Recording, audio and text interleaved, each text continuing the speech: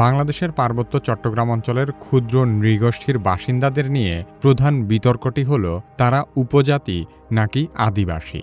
বাংলাদেশের সংবিধান রাষ্ট্র পরিচালনার মূলনীতি অধ্যায়ের ২৩-এর ক অনুচ্ছেদে বলা হয়েছে, রাষ্ট্র বিভিন্ন উপজাতি, ক্ষুদ্র জাতিসত্তা, নৃগোষ্ঠী ও সম্প্রদায়ের অনন্য বৈশিষ্ট্যপূর্ণ আঞ্চলিক সংস্কৃতি এবং ঐতিহ্য সংরক্ষণ, উন্নয়ন ও বিকাশের ব্যবস্থা গ্রহণ করিবেন। এখানে পরিষ্কারভাবে দেখা যায় সংবিধানে আদিবাসী শব্দটি ব্যবহার করা হয়নি। আদিবাসী বলতে মূলত একটি ভূমির আদি অধিবাসীদেরকে বোঝানো হয়। প্রত্নতাত্ত্বিক গবেষণা থেকে জানা যায়, প্রায় ৪,০০০ বছর ধরে বাংলাদেশের এই ভূখণ্ডে মূলত বাঙালি নৃগোষ্ঠী বৃহৎ পরিসরে বসবাস করে আসছে। তাই বাঙালিরাই মূলত এই অঞ্চলের আদিবাসী।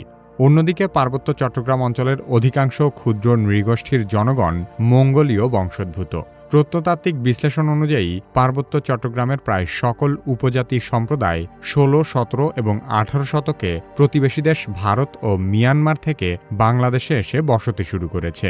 মাত্র কয়েকশো বছর আগে তারা বাংলাদেশে আসার কারণে পার্বত্য অঞ্চলের ক্ষুদ্র নৃগোষ্ঠীর জনগণ এই অঞ্চলের আদিবাসী নয়।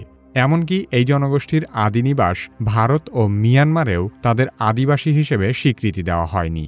কিন্তু তারপরও বাংলাদেশের পার্বত্য অঞ্চলের উপজাতি গোষ্ঠীগুলো নিজেদেরকে এই অঞ্চলের আদিবাসী হিসেবে দাবি করে এবং তারা মনে করে এই অঞ্চলের ভূমিতে শুধুমাত্র তাদেরই অধিকার রয়েছে।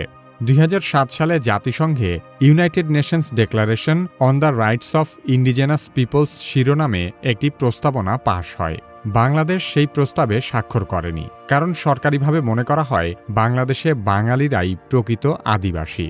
জাতিসংঘের নীতি অনুযায়ী পার্বত্য অঞ্চলের ক্ষুদ্র নৃগোষ্ঠীগুলোকে আদিবাসী হিসেবে স্বীকৃতি দিলে তাদেরকে সম্পূর্ণ স্বায়ত্তশাসনের ক্ষমতা দিতে হবে। তবে পার্বত্য শান্তি চুক্তিতেও এসব নৃগোষ্ঠীর লোকজনকে উপজাতি হিসেবেই উপস্থাপন করা হয়েছিল এবং তৎকালীন উপজাতি নেতারাও এই বিষয়টি মেনে নিয়েছিল।